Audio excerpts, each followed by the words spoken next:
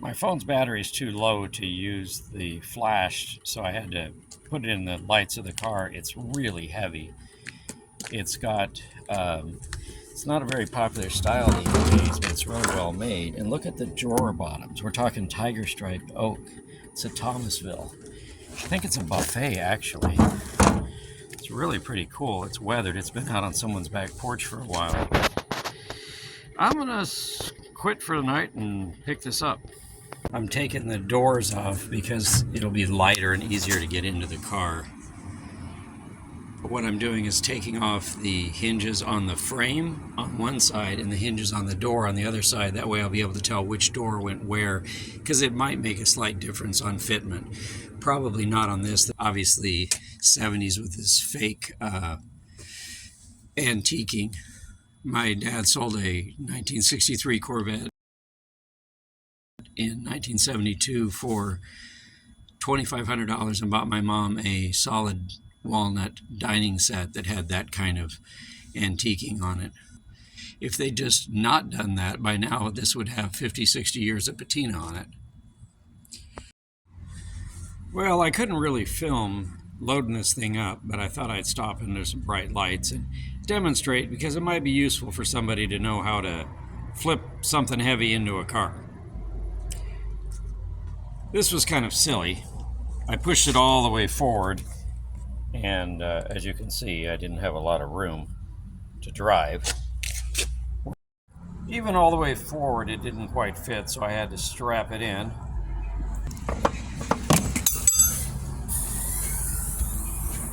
So I use this rug to protect the bumper when I need to drag something in and out.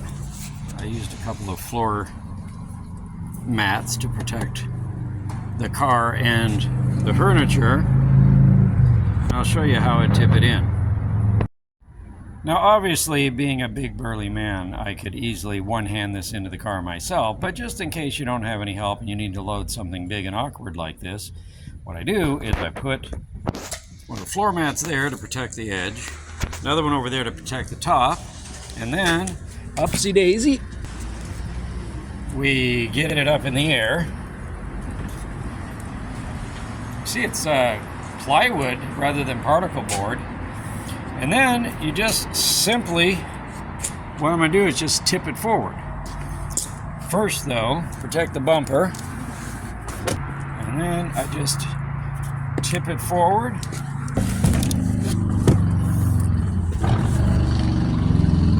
And once it's balanced right about there, pick it up, tip it, and slide it. No muscle required. I think it's walnut veneer. Just the value of the plywood in this, if you needed it for a project. But it's walnut plywood.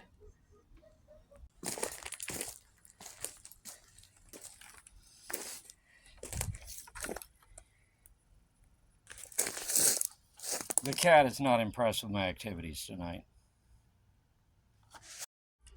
So far I'm not finding any particle board at all. This end piece right here is, it separates the two doors, is oak. I think it's made from strips of wood that I think are probably alder, and then a walnut veneer on top, and then this, which I think is actual wood rather than a plastic piece, but I'm not positive about that. One of them was missing a pull, which I didn't really like, but they probably should match. I think that this thing was in an area that was exposed to the sun, but more or less out of the rain. So I think it was on the back porch or something, because the finish is gone. I don't mean just not in good shape. It's completely gone, but it doesn't appear to have been stripped, or with a chemical stripper, it would have taken the edges off better. There's no evidence of sanding or scraping. So I think it just completely wore off. That little bit of TSP and a Scotch-Brite pad took off whatever remaining residue that finish was. So as far as getting this top refinished, other than a light sand because it's got some raised grain from humidity or whatever, but It's actually going to be kind of a beautiful piece of wood. It's a shame nobody likes buffets, and this particular style is even less desirable, so I'm not too sure. I bought several of these screw organizers for about $8 a piece. When I first saw them, I was hoping they were full of screws. They were not. But I tend to have stuff in my pockets, and I empty them out into something, and I think I'm going to remember what they're for, but I never do.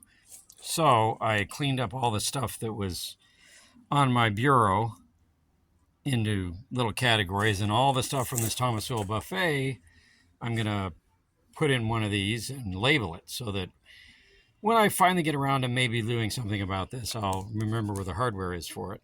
They used the less evenly matched veneer when they were making the inside of the drawers, but look at the chatoyancy on that. I don't know if I can pick it up in the light. Really pretty cool. The hardware is solid brass. It's non-magnetic.